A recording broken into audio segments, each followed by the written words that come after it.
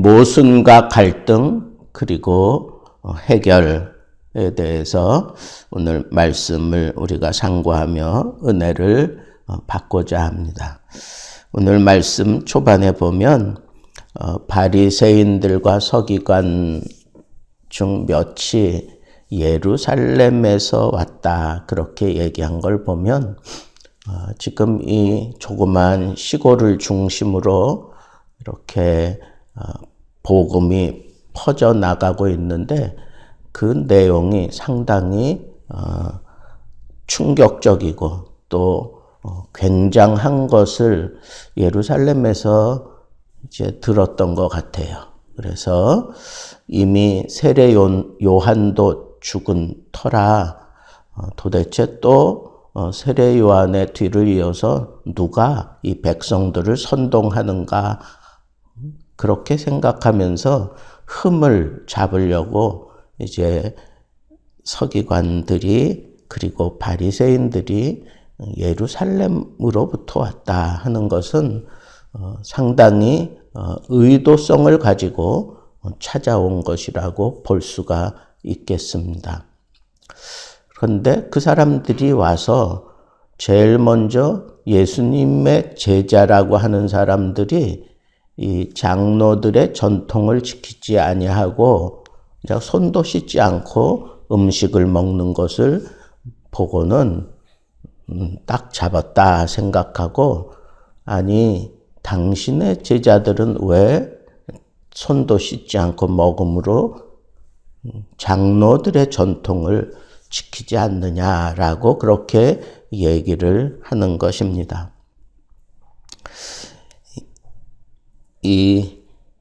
본래 이 결례법이라고 하는 것, 깨끗하게 한다라고 하는 것은 이 바리새인들이 그것을 이렇게 성경을 기반으로 해서 그것을 자기들이 생활하는데 필요하도록 아주 세분화시켜서 그것을 정한 겁니다.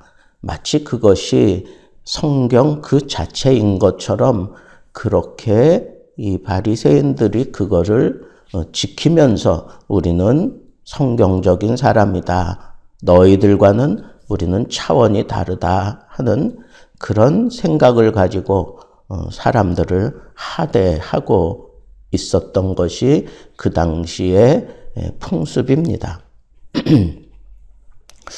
그런데 그 제자들은 물로 손을 씻고 뭐 그럴 만한 정신도 없을 정도로 사람들이 몰려들고 늘 북적대고 있는데 언제 손을 씻고 음식을 먹겠어요? 식사할 겨를도 없었다 하는 그런 표현이 나와 있는 걸 보면 그저 생각나면 앞에 보이는 음식을 집어 먹기에 급급했던 것이 예수님의 제자들의 모습이라고 우리는 쉽게 생각할 수가 있습니다. 그런데 그런 모습을 보고 이건 잘못됐다라고 그렇게 바리새인들과 서기관들이 지적을 하면서 우리는 성경을 지켜오는 전통적인 그런 바리새인이고 서기관들이다. 성경을 해석하는 사람들이고 성경대로 우리는 지금까지 살아온 사람들이다. 이렇게 나타내기를 좋아하는 사람들에게 걸렸으니 당장에 이런 문제들이 일어날 수밖에 없었던 것을 우리는 쉽게 이해할 수가 있습니다. 과연 이 제자들의 잘못을 잘못이라고 얘기할 수 있겠는가 하는 것을 우리가 생각해 보아야 합니다. 어떤 때는 제자들이 밀밭 사이로 지나가다가 이삭을 따서 먹은 적도 있습니다. 그런데 그것 가지고 또 시비를 걸었던 사람들도 있습니다. 우리 주님께서는 그렇게 대답했어요. 일하는 소에게 망을 씌우지 않는다고. 여러분, 하나님의 말씀은 철저하게 하나님의 백성들을 위해서 하나님이 허락하신 말씀이에요. 그러니까 백성들을 위해서 주어진 말씀이니까 이 백성들이 이 말씀대로만 잘 지키면 이 말씀이 참 지키기 쉬워요. 그리고 이 말씀이 오히려 우리에게 힘을 주고 우리의 능력의 근원이 되는 것을 우리는 너무나도 잘 알고 있습니다. 그럼에도 불구하고 이 서기관과 바리새인들은 지금 자기들이 정해놓은 이 결례법 이렇게 깨끗하게 손을 씻어야 되고 시장에 갔다 와서도 손을 씻어야 되고 또 특별한 그런 구분된 닭이들은 다 또 씻어야 되고 그렇게 해야만 내가 깨끗함을 유지하고 내가 하나님의 말씀을 지키는 거라고 그렇게 생각하고 있는 이런 모습들에 대해서 예수님께서 이제 말씀하는데 이 사람들이 잘못되어 있는 것을 한 말씀으로 그냥 이렇게 얘기했습니다. 외식하는 자들아, 외식하는 자들아. 그러니까 겉으로는 굉장한 그런 꾸밈을 하고 있는데 정작 그 속은 썩어지고 더러운 냄새 풍기는 것으로 가득 차 있는 그 상태가 바로 외식하는 자들이라고 하는 표현에 걸맞는 것입니다. 그러니까 나는 하나님을 사랑한다. 나는 성경을 지킨다. 나는 장로들의 유전을 지키는 사람이다. 그러니 나는 경건한 사람이야. 나는 깨끗한 사람이야. 그렇게 생각하고 있는 사람들을 향하여 우리 주님께서 외식하는 자들이라고 얘기하는 것은 겉모양은 그럴듯하지만 속으로는 다 썩어져 있다고 하는 이 사실을 우리 주님께서 밝히 드러내 보여주신 겁니다.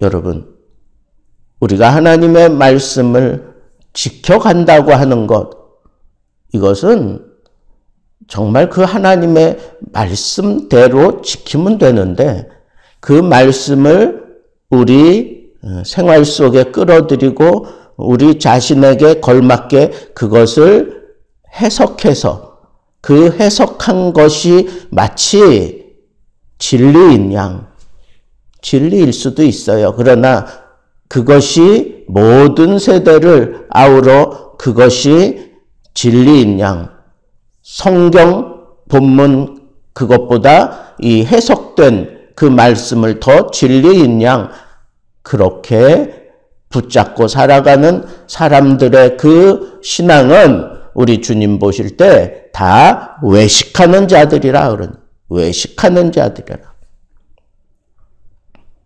그래서 이 바리새인들과 서기관들의 잘못을 우리 주님께서 지적을 하면서 너희가 부모를 공경하라고 하는 이 말씀, 이것을 잘못 해석해서 그 해석이 마치 자기들의 진리인 양 지켜가고 있는 그 고르반 제도에 대해서 예수님께서 아주 신랄하게 이렇게 비판하고 있습니다. 분명히 부모를 공경하는 것은 이 부모를 공경하지 않는 자는 돌로 쳐 죽이라고까지 그렇게 모세의 율법에 나와 있는 것을 너희들은 지금 잘못 해석하고 있다. 내가 이걸 하나님께 드린다. 이게 마땅히 부모를 섬겨야 될 것을 가지고 하나님 먼저다. 그렇게 생각하면서 하나님께 드렸으니 나는 부모를 공경하라고 하는 그 말씀에서 나는 제외된다. 라고 생각하며 그렇게 고르반을 그렇게 아주 너희들의 맞게 너희들 삶에 아주 유용하도록 그렇게 돌려서 그렇게 지켜가고 있는 이것이 잘못됐다라고 하는 것을 분명하게 예수님께서 지적하고 있습니다. 예수님의 이런 지적을 통해서 이 사람들이, 외식하던 자들이 갈등이 일어나기 시작해요. 예수님 말씀 들어보니까 이게 맞는 것 같아. 그래, 우리는 하나님의 말씀 그 자체가 더 중요한 거지, 그것을 어떤 서기관이 풀어주었기에 그것이 마치 성경의 전부인 것처럼 그렇게 따른다고 하는 건 이건 모순이야. 이건 잘못된 거야. 하는 그런 생각이 그 서기관과 바리새인과 그리고 예수님의 제자들과 거기 모여든 모든 무리들에게 생겨난 거예요. 그러면서 예수님께서 고르반 문제를 통해서 이렇게 외식하는 자들의 잘못된 것을 분명하게 지적해내니까 이 사람들에게 이제 막 갈등이 일어나기 시작한 겁니다. 갈등이 일어나는 거. 이게 정말 그런 건가? 여러분, 우리가 하나님의 말씀을 대할 때 이 말씀이 진실로 그러한가라고 생각하는 것은 이건 참 좋은 일이에요. 하나님의 말씀이 진실로 그런가라고 생각하면서 깊이 묵상하는 것은 이것은 아주 신사적이며 그리고 젠틀한 그런 모습이고 그런 태도는 아주 좋은 거예요. 그 얘가 묵상하는 거죠. 묵상하는 거. 이 말씀이 정말 나에게 어떤 뜻이 있는가? 이 세대를 향하여 이 말씀은 어떤 뜻이 있는가? 지금 우리에게 이 말씀의 외침은 무엇인가? 그것을 곱곱이 생각하면서 또 생각하고 또 생각하면서 하나님의 뜻을 찾아내는 그것이 바로 묵상이라는 단어인데, 그 묵상은 배고픈 사자가 먹이를 향하여 달려들어서 날카로운 그 발톱을 세워서 콱 움켜쥐는 그때의 그 모습을 표현하는 것이 바로 묵상이라고 하는 단어입니다. 그러니까 우리가 하나님의 말씀 그 자체를 콱 움켜쥐고 생각하고 또 곱씹어 보면서 하나님의 뜻을 찾아내는 그 자세는 좋은데, 그게 내 삶에 잘 적용되었다. 그러니까 모든 사람들이 나와 같이 해석한 것을 붙잡으면 된다라고 생각하고 그게 마치 진리의 전부인 양 그렇게 살아가는 것은 그건 다 외식하는 잘못된 모순된 그런 모습을 낳게 된다는 거예요. 여러분, 오늘날 우리가 기독교를 잘못됐다고 지적하는 것 가운데 하나가 바로 이 말씀이에요. 성경을 교황이 어떻게 풀어주었느냐, 그 풀어진 그 말씀이 그들은 생명이고 진리라고 믿는다라고 아예 그렇게 자기들의 그 헌장에 딱 기록해 버린 거예요. 그러니까 하나님 말씀 그 자체는 그게 거룩하고 완전한 게 아니다 이거예요. 거룩한 교황이 그 본문을 어떻게 풀어주었느냐, 그 풀어준 그 말씀이 진리인 양 그렇게 붙잡고 살아가는 그것을 아예 그들의 법으로 정해버렸어요. 그래서 교황을 이 세상의 신으로 만들었다고 하는 지탄을 받을 수밖에 없었던 것입니다. 오늘날 어느 한 교단에서는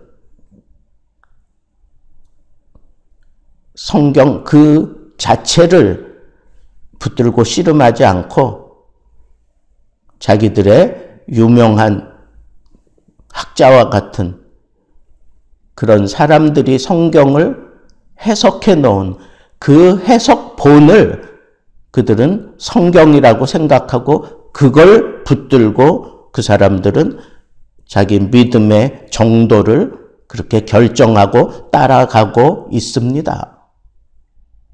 그래서 우리는 그 집단을 향해 이단이라고 그렇게 규정을 하는 겁니다. 여러분, 하나님의 말씀 그 자체가 진리예요.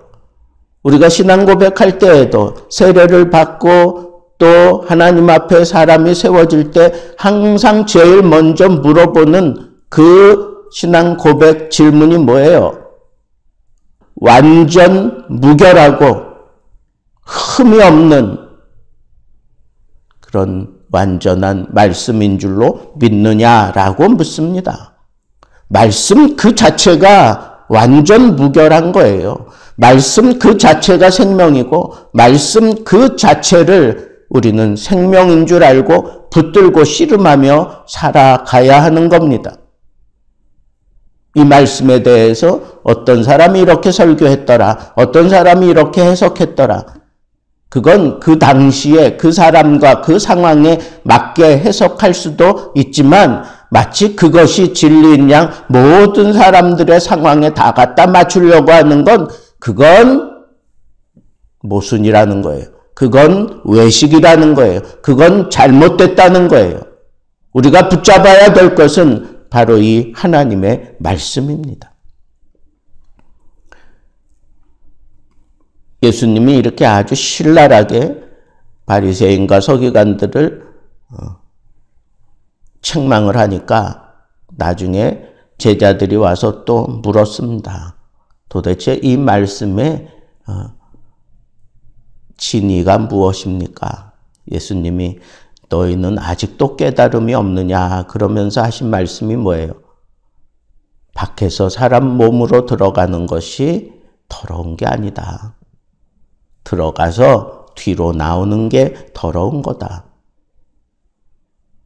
그러나 너희 마음속에 너희들 속에서 겉으로 나오는 것은 그것은 아주 사람을 피폐화시키고 사람을 무너뜨리고 사람에게 분란을 일으키고 사람을 괴롭게 만드는 그런 것들이 막 쏟아져 나온다.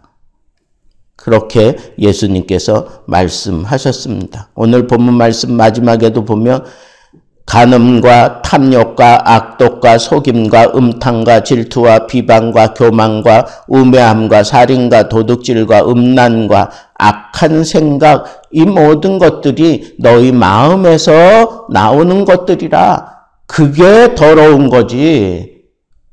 너희들이 취한 그 음식이 그게 더러운 게 아니다. 그렇게 말씀하면서 우리 주님께서 분명히 그 서기관, 바리새인 그리고 제자들과 거기 있는 모든 무리들에게 이 모순과 갈등에서 빠져나올 수 있는 분명한 키를 하나 쥐어주는데 이렇게 말씀하셨어요. 너희는 와서 나의 말을 들으라. 나의 말을 듣고 깨달아라. 그렇게 얘기를 했어요. 여러분, 우리 신앙 생활 속에서 어떤 갈등이 생기고 모순이 느껴질 때 다시금 하나님의 말씀을 붙들고 거기서 깨달아질 때까지 씨름하며 살아가야 됩니다. 그럴 때 우리가 이 교묘하게 우리를 무너뜨리려고 하는 이런 모순과 갈등에서 벗어날 수 있습니다. 오늘도 이 하나님의 말씀 붙들고 정말 이 말씀을 앞세워 내 삶의 모순 덩어리, 내 삶의 외식 덩어리, 내 삶의 이 추하고 더러운 이 마음의 이 악독한 문제들까지 말씀의 권능으로 다 해결하고 이 말씀을 앞세우며 믿음의 굳건한 그런 모습을 부여잡고 오늘 하루도 아니 우리가 천국 가는 그날까지 말씀을 붙들고 말씀을 앞세우며 승리하는 참다운 진리의 사람들 되기를 우리 주님의 이름으로 축복합니다.